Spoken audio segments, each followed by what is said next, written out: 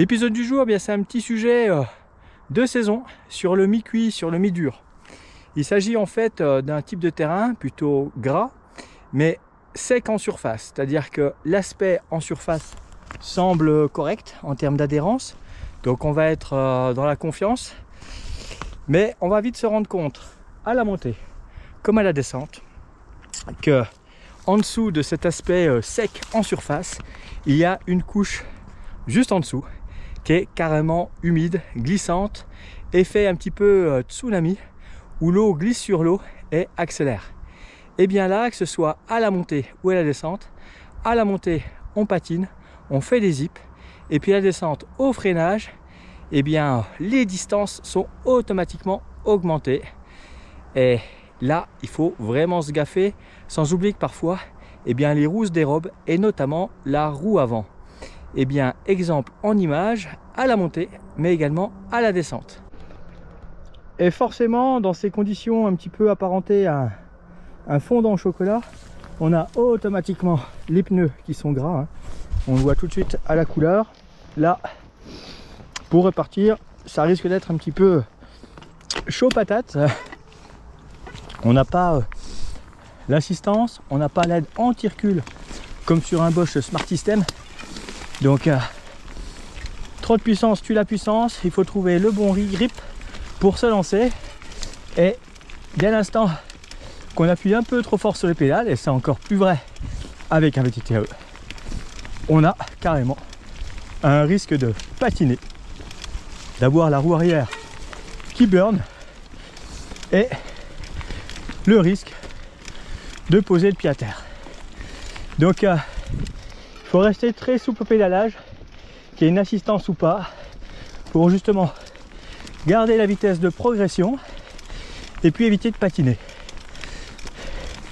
Trop de puissance tue la puissance.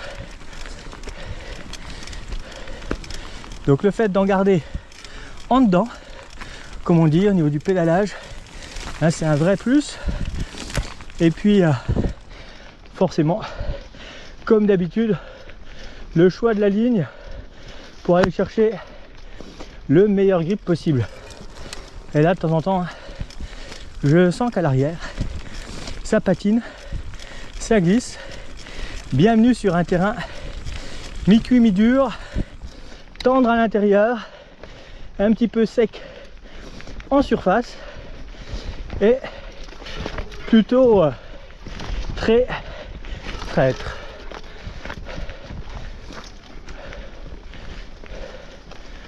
Hop là. Bonjour.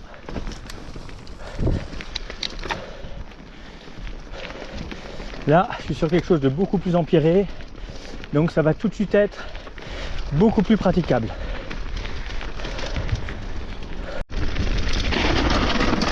Voilà, l'effet mi-cuit mi-dur, c'est ça. C'est on freine et ça ne s'arrête pas. Parce qu'en dessous, c'est plutôt gras. Avec toujours le risque d'avoir cette roue avant qui se dérobe au freinage. Parce que forcément, la vitesse de déplacement et les vitesses de rotation des roues sont pas en adéquation. Et vu que les vélos,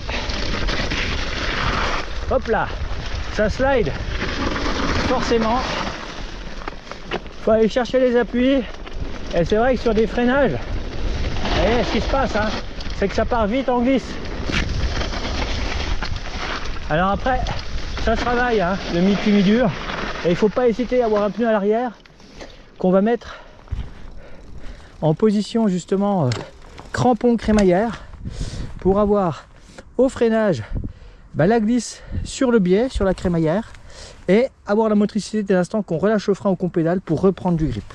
Ça, c'est vraiment le petit secret pour rouler sur du mi-cuit mi-dur.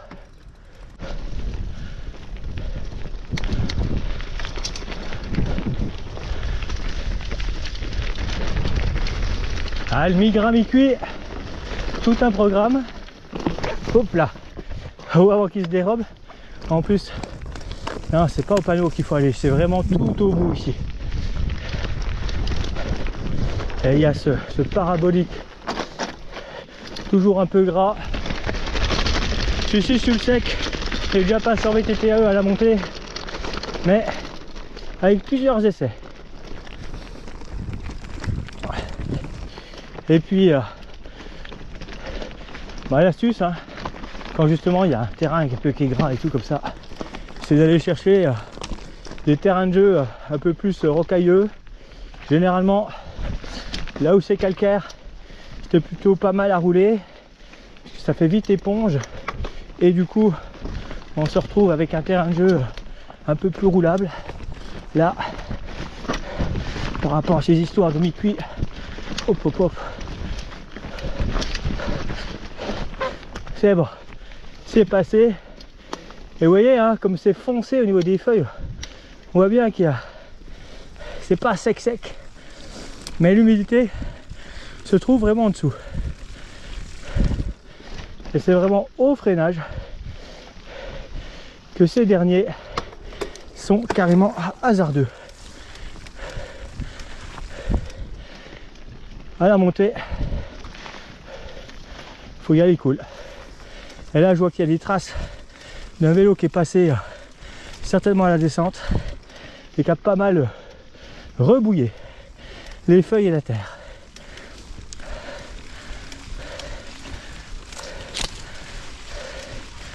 Allez, j'y crois, ça va passer.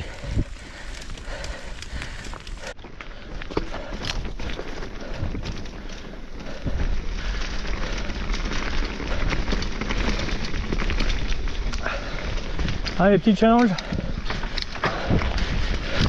Hop là. Oula.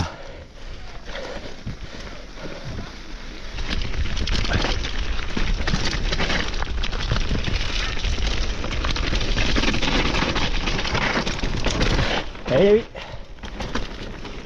C'est ce qu'on ne peut appeler aussi un freinage hasardeux.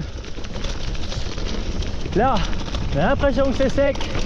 Par contre, dès l'instant qu'on est sur du freinage, on sent tout de suite qu'en dessous ça glisse.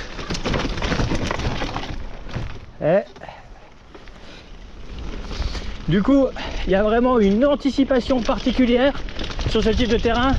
Et puis vous avez intérêt à avoir une bonne gomme, autant par la qualité de l'accroche, par rapport à tout ce qui est racines ou pierres mouillées, mais également au niveau des crampons. Ah oui, ah, ils sont en liberté forcément. Et oui, des chamois. On n'a pas de bouquetin encore. Là, il y avait un beau tronc qui dépassait. Et là, vous voyez le mi-cuit mi-dur, ce que ça donne. J'ai les deux roues en glisse. Je fais du ski. C'est un truc de dingue. Et hop.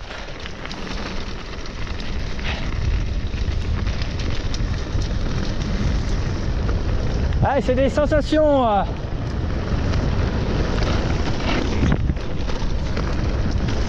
Plutôt sympa. Et puis travailler les fondamentaux avec un vélo léger, bah forcément, ça permet de faire des sauts.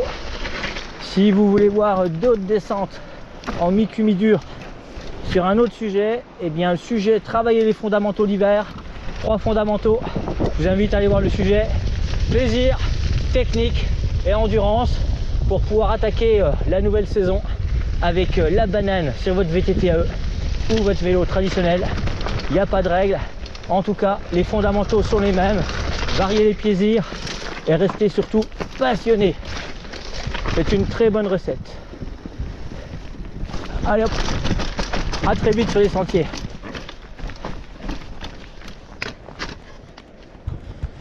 Là, j'irai pas.